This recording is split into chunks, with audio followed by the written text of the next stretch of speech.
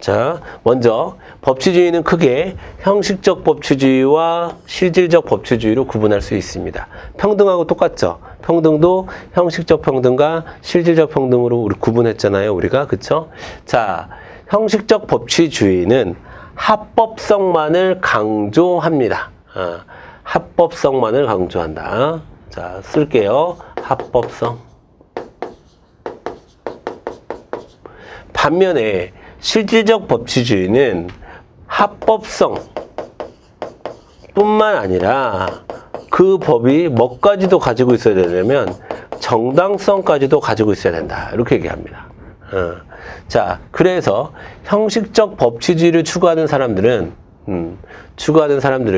악법도 법이다 라고 얘기합니다. 가장 좋아하는 말이 악법도 법이다. 악법도 법으로서 만들어졌으면 지켜야 돼 라고 생각하는 거고, 실질적 법치주의는 악법이 법이 아니에요. 왜? 정당성이 결여되어 있으니까 악법이라고 부르겠죠. 그래서 실질적 법치주의자들이 가장 좋아하는 말은, 자, 모든 사람은 법 앞에 평등하다. 이런 말들을 제일 좋아해요. 자, 여기서 자, 포인트는 바로 이 모든 사람이에요. 모든 사람. 이 모든 사람 안에 누가 포함되어 있을까요? 통치자. 통치자, 지배자가 포함되어 있는 겁니다. 즉, 통치자, 지배자도 결국엔 법을 잘 지켜야 된다. 법 앞에 평등하다라는 얘기예요. 자, 그래서 형식적 법치주의는 자, 실정법을 강조해요. 실정법. 여기도 있지만 실정법을 강조합니다. 실정법. 실정법은 국가가 만들어진 다음에 실제적으로 정해진 법이라는 뜻이고요. 실정법을 강조한다는 얘기는 합법성을 강조한다는 말과 똑같은 말입니다. 반면에 실질적 법치주의는 정당성까지도 고려를 하잖아요. 그래서 실질적 법치주의를 주장하는 사람들은 뭘 강조하냐면 원래부터 갖고 있었던 사회가 구성되기 이전부터 지켰어야 될 법, 즉 자연법을 강조합니다. 자연법. 그래서 자연법에 어긋난 실정법은 잘못된 것이다. 이렇게 얘기를 합니다. 아시겠죠? 여기서는 실정법 강조, 여기서는 자연법 강조. 그 다음에 자, 형식적 법치주의자들은 법에 의한 지배를 강조하고요. 자, 실질적 법치주의자는 법의 지배를 강조한다. 이게 지금 말이 좀 어렵죠, 여러분. 자, 그럼 쉽게 제가 만들어 드릴게요. 법에 의한 지배할 때 이 법은 통치 수단으로서의 법이에요. 즉, 수단으로서의 법을 강조한다. 이런 뜻이에요. 반면에 실질적 법치주의자에서 법의 지배라고 할 때 이 법은 국민들의 의사가 총합되어 있는 목적으로서,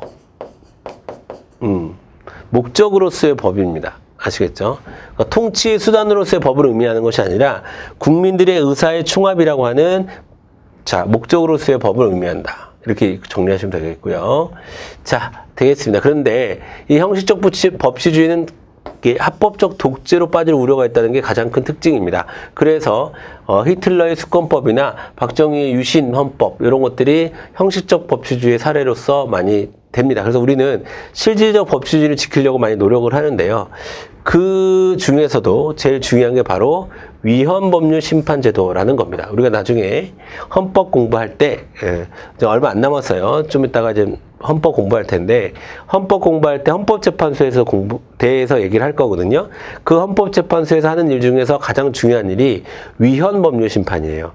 위헌법률 심판이라는 게 뭐냐면 자, 법률이 헌법에 위반되는지 안 되는지를 보겠다라는 거잖아요.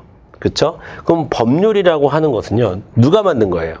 그렇죠? 국회에서 만든 거죠. 그럼 법률이라는 것은 뭐를 갖고 있습니까? 합법성을 갖고 있는 거죠. 그 다음에 헌법은요. 그 나라가 가야 될 방향을 결정짓는 가장 정치적이고 정당성을 강조하는 법입니다.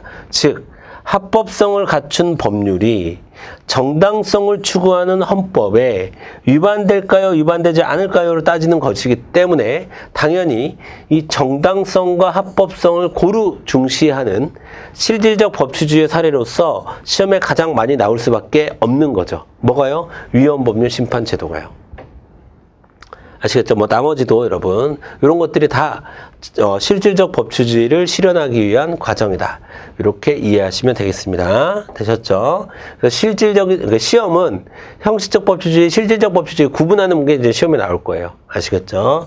그래서 잘 정리를 해 주시고요.